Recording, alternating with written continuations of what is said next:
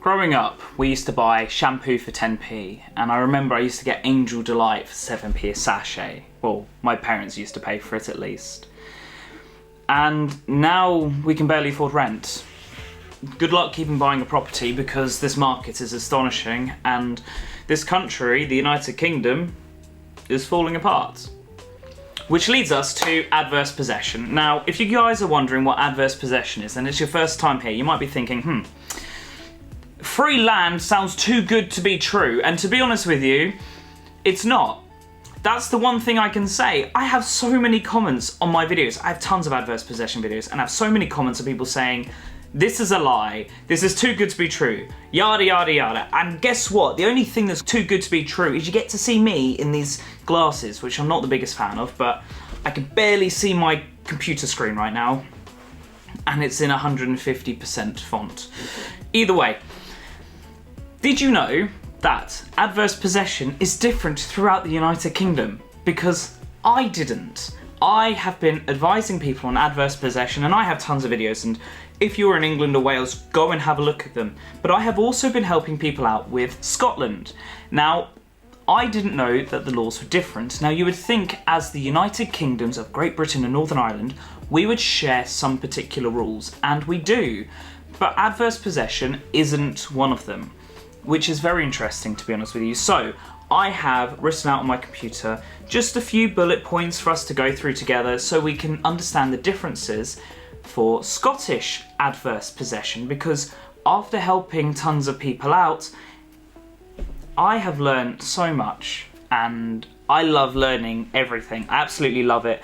Learning loads of stuff about land is brilliant, and learning about Scottish law is even more interesting. So I have all of it to share with you guys if you're interested, which is why you're here, because you might be looking to adverse possess in Scotland. Now, there isn't a lot about Scotland I know.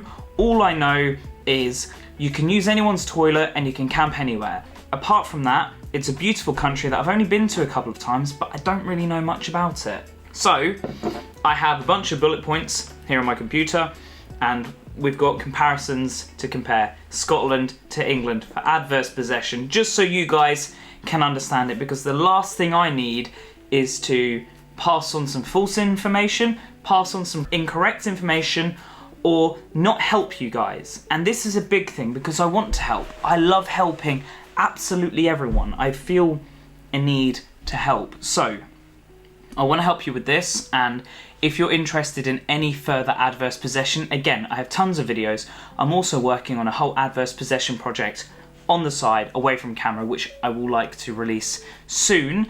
Just at the moment, raising a child and having a life, and that cat up there, raising things like that, and trying to move, which is another one. I can barely afford to move with the nation's artificial inflation. But because I'm trying to do all those sorts of things are going a bit slow. But I'm working on things. I need to hire a few people to help, and hopefully everything will go to plan, and we can help everyone, hopefully in the world, with any sort of adverse possession, because I have people from all over the world contacting me. Every day I get emails from people who need help, emails from people who have their own properties and they're showing me, emails from people all over the world asking for advice, and I don't know enough about the law around the world. But today's video is not about the law in Arizona or Australia, it is about the law in Scotland. And that's something to start with, because we've been calling it adverse possession. Well, guess what? In Scotland they don't call it adverse possession, they call it positive prescription.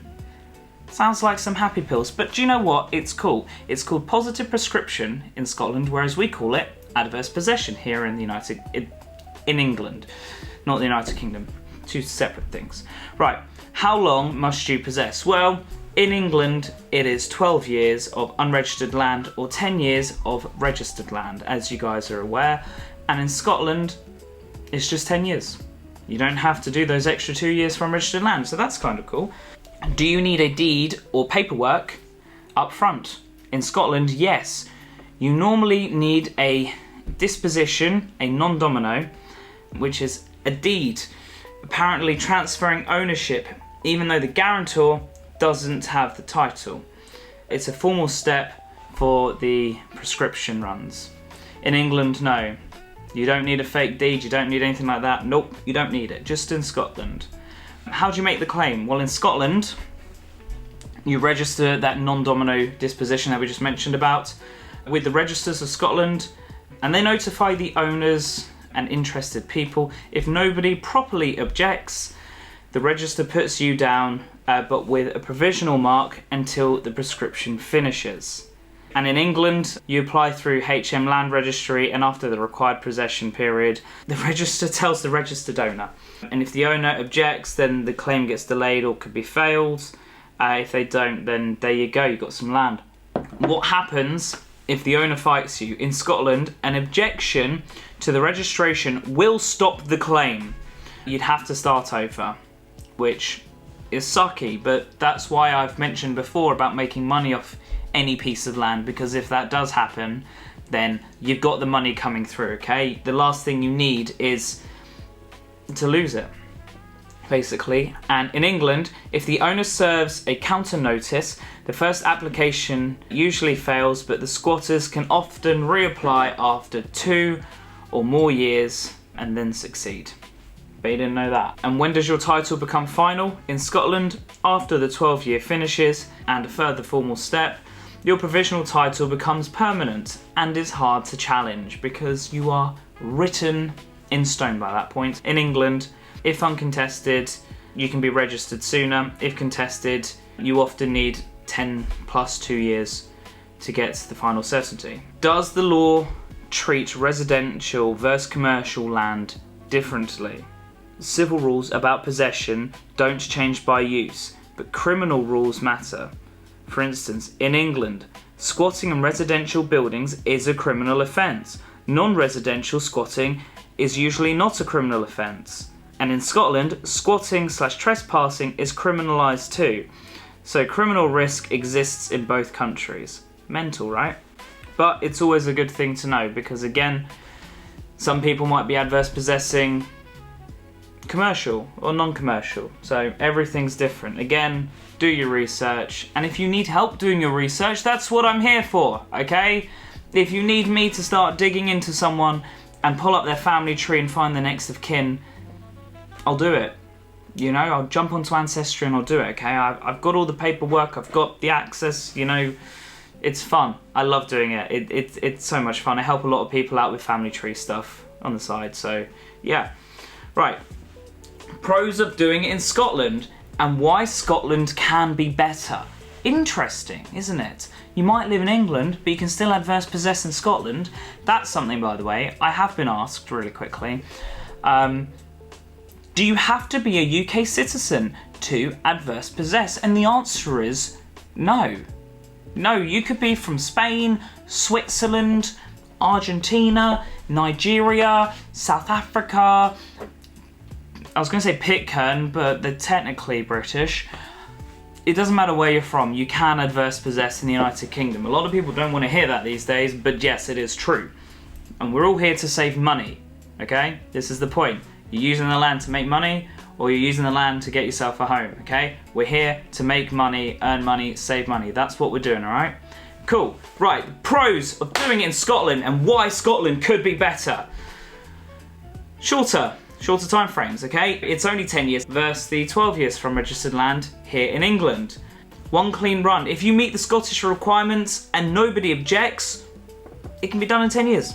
Cool. Whereas in England, it can take a bit longer. It fixes any bad titles. Scotland's system is designed to repair defective paperwork, so long occupation can cure a messy title. I don't know much about messy titles in Scotland, but I'm sure if someone's going to know, and they're going to let me know in the comments below, because I would really like to know. Predictable statutory steps. The Scottish route has clear steps: disposition, register, notification.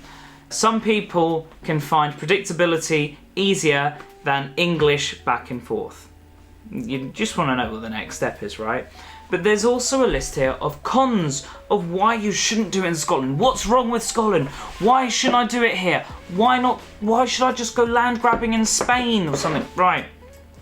Let's find what's wrong with Scotland, shall we? We have the list right here. You need the deed up front. Scotland requires a non-domino disposition, which usually means getting a solicitor or a third party involved that adds costs and/or complexities. Okay, so you're going to need that. Proof rules up front. You must show at least 1 year's peaceful possession when you apply, so you can't just wait and then apply without evidence, which is fine. You know, might suck for some people. I know there's someone in Scotland who's just found a piece of land and moved on it and isn't doing the evidence. Should always get your evidence, okay? I have enough videos on documentation and what you should do. One objection kills it. If the owner or someone with a right objects to the Scottish application, the claim is stopped and you have to start over again. That's the thing that sucks, okay? You don't want that, right? So when you do adverse possess, make sure they're all dead or not around or it's unregistered, okay? Like, you can do it, it is possible. The last thing you need is someone who might have a claim, because they can just destroy it all for you, okay? So just make sure you are completely cleared up on that.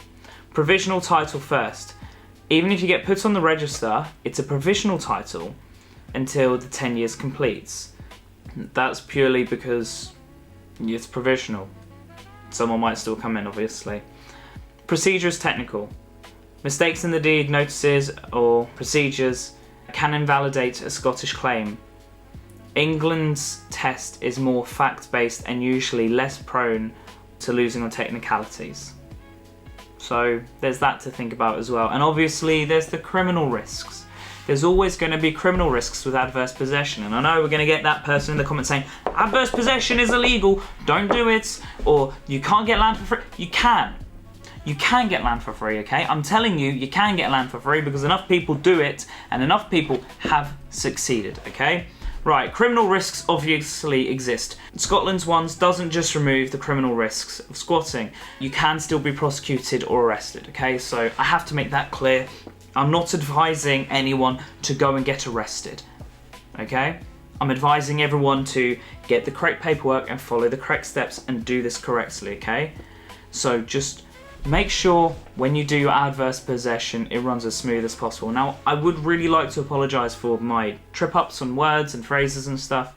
I have been reading everything off the computer here. Usually I have a lot of it memorised and I can just bam, bam, bam. Today I have it on the computer and I had to wear my glasses because I couldn't even see properly. So that is what it is. Anyways, thank you so much for watching this video. I really do hope you have enjoyed it. If you're going to adverse possess in Scotland, let me know in the comments below because I would really like to know. Also, I would just like to say that I appreciate everyone who has come along and subscribed thanks to adverse possession. And as I have said, I am working on something on the side and I really do hope that you guys will like it. Now, in regards to continual adverse possession here on Oliver Kuiz, that's not going to happen. Yes, there will be a few adverse possession videos here and there, you know, because that's just what I'm going to do. But is this channel a dedicated adverse possession channel? No. No, it's not. So, whilst you are aware of that, and I'd love to say please make sure you subscribe to the channel, I want to make sure you're subscribing for the right reasons and you're going to turn on your bell notifications for the right reasons. Moving forward, I understand that this world is in a dire place. So I want to make videos which is going to help. And by that I mean cheap, money, cheap, you know, going to make things as cheap as possible. And you know, I've done some cheap flights in the past and stuff, but we're going to push a bit more that route, okay? Some of it will be by myself, some of it will be with my child, some of it may even potentially be with friends and or family down the line. But at this current stage, I just want to make you aware that this channel isn't a dedicated adverse possession channel. I will obviously help you out with adverse possession, but I want you guys to be aware that this isn't an adverse possession dedicated channel, but I love you all the same. And you can subscribe, and I love you all, and I'll answer all your comments, and I'll help you all out, okay? Because you guys are great. And I want you guys to know that you are absolutely amazing, okay? So don't think you're not. I just want you to know that I'm going to be moving away from adverse possession, and I want you guys to join me. That's the thing. I really want you guys to stick around and enjoy the future content with me, because I understand this channel's been a bit sparse recently. You know, raising a child, having an operation very soon, you know, things are becoming a little difficult, and trying to move and everything. So whilst things are a little difficult, I do apologise, but I haven't forgot about you. I haven't, and I'm aware I've got loads of messages I need to respond to and loads of emails I need to respond to, and I do my best to respond to all of you guys, and I'm going to continue to respond to you all because I love every single one of you. You guys are great. Every time I see a new subscriber, it makes me happy. Every time I see a new comment, I can't wait to see what it says. You guys genuinely make me feel happy, and thank you so much. So I hope you have enjoyed this video on Scottish adverse possession. Technically it's not adverse possession though, is it? No, it's not. It's positive prescription, which is probably your happy pills. Anyways, thank you so much. I shall see you guys all in the next video. Goodbye for now. Bye bye.